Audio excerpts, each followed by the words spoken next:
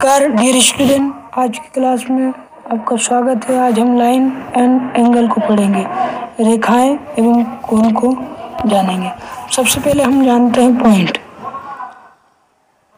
Point एक बिंदु होता है जिसका ना कोई एरिया होता है ना कोई क्षेत्रफल होता है, और इसे हिंदी में पॉइंट को बिंदु बोलते हैं। लाइन के दोनों ओर एरो होते हैं, अर्थात ये दोनों ओर अनंत तक जाती है। लाइन को हिंदी में रेखा बोलते हैं। रे का एक एंडिंग पॉइंट होता है, या इंक्रीज बिंदु भी बोल सकते हो, इंक्रीज पॉइंट भी बोल सकते हो, अर्थात एक बिंदु से चलकर अनंत तक जाती है, वो क्या कहलाती है? रे, जिसे हिंदी में किरण कहा जाता है। तीसरा आता है हमारा लाइन सेगमेंट। सेगमेंट मतलब टुकड़ा, और लाइन मतलब ये जो दोनों ओर चलती। तो दोनों ओर चलने वाली लाइन के टुकड़े को ले अगर हम इसे यहाँ से काट दें तो जो बचता है वो लाइन सेगमेंट, और ये दोनों इसके एंड पॉइंट होते हैं।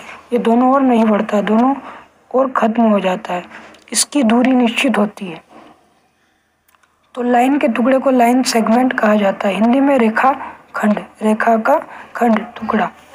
एंगल कब बनेगा?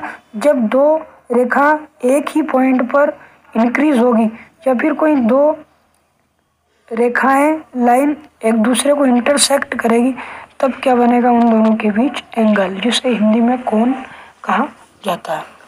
अब हम जानते हैं एंगल के टाइप। एंगल अलग अलग तरीके का होता है। तो सबसे पहले अगर हम एंगल की बात करें तो टोटल एंगल 360 का होता है, 0 से स्टार्ट होके। अगर सीधा होगा तो 90 होगा। अगर एंगल हमारा 90 डिग्री से कम है और 0 से ज़्यादा है, मतलब 0 से ज़्यादा और 90 से कम है, तो वो हमारा एंगल क्या कहलाएगा? एक्यूट एंगल, जिसे हिंदी में न्यून कोण कहा जाता है। दूसरा, अगर एंगल हमारा 90 डिग्री है, एंगल हमारा 90 डिग्री है, अर्थात दो रे एक दूसरे पर लंबवत है, परपेंडिकुलर है, तो एंगल 90 डिग्री बनेगा। और 90 डिग्री के एंगल को क्या बोलेंगे हम? Right angle.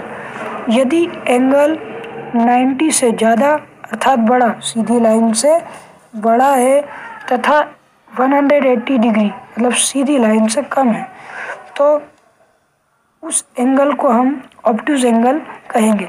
एंगल क्या होना चाहिए? 90 से ज़्यादा और 180 से कम। जैसे 91 है तो 90 से ज़्यादा है, 180 से कम है, तो वो क्या कहलाएगा? Obtuse angle. चौथा आता है स्ट्रेट एंगल। अगर लाइन हमारी दोनों एक दूसरे के विपरीत ओर है तो और एक ही सिर में है, तो उसे स्ट्रेट एंगल बोलेंगे। और स्ट्रेट एंगल हमेशा 180 डिग्री का होता है। अगर एंगल 180 डिग्री है तो वो स्ट्रेट एंगल होगा, अर्थात ऋजु कोण या सरल कोण होगा। रिफ्लेक्स एंगल, यदि एंगल 180 से ज़्यादा है तथा 360 से कम है, तो उसे रिफ्लेक्स एंगल या हिंदी में प्रतिवर्ती कोण कहा जाएगा। यदि एंगल पूरा एक चक्कर लगा के वापस उसी लाइन के ऊपर आ गया, संपाती होगा, तो उसे 360 एंगल माना जाएगा। और 360 एंगल होगा तो उसे कंप्लीट एंगल कहेंगे, क्योंकि वो एक चक्कर पूरा कंप्लीट लगाएगा। पैरेलल लाइन क्या होती है? लाइन जानते हो आप, दोनों ओर बढ़ती है। तो दो ऐसी लाइन जिनकी आपस की डिस्टेंस हमेशा इक्वल हो, बराबर हो, तो उसे पैरेलल लाइन कहेंगे, अर्थात समांतर रेखाएं कहेंगे। दूसरा, इंटरसेक्टिंग लाइन, प्रतिच्छेदी रेखा। दो ऐसी लाइन जो आपस में एक दूसरे को काटे, इंटरसेक्ट करे, तो उन्हें क्या बोलेंगे? Intersecting line. Vertically opposite angle क्या होते हैं? अब दो लाइन इंटरसेक्ट करेगी तो एंगल तो बनेगा, तो एक ये एंगल बन रहा है, ये कुल मिला के 4 एंगल बन रहे हैं।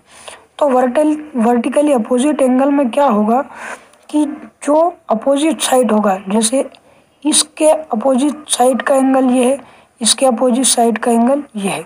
तो एंगल ए नाम दिया इसको, तो अगर ये ए है तो ये भी क्या होगा ए, ये बी है तो ये बी। जैसे ये 50 डिग्री का है तो ये भी कितना होगा 50, ये 60 का है तो ये भी कितना होगा 60, अर्थात अपोजिट एंगल बराबर होंगे और इन्हें ही क्या कहते हैं वर्टिकली अपोजिट एंगल, और हिंदी में शीर्षाभिमुख कोण कहा जाता है।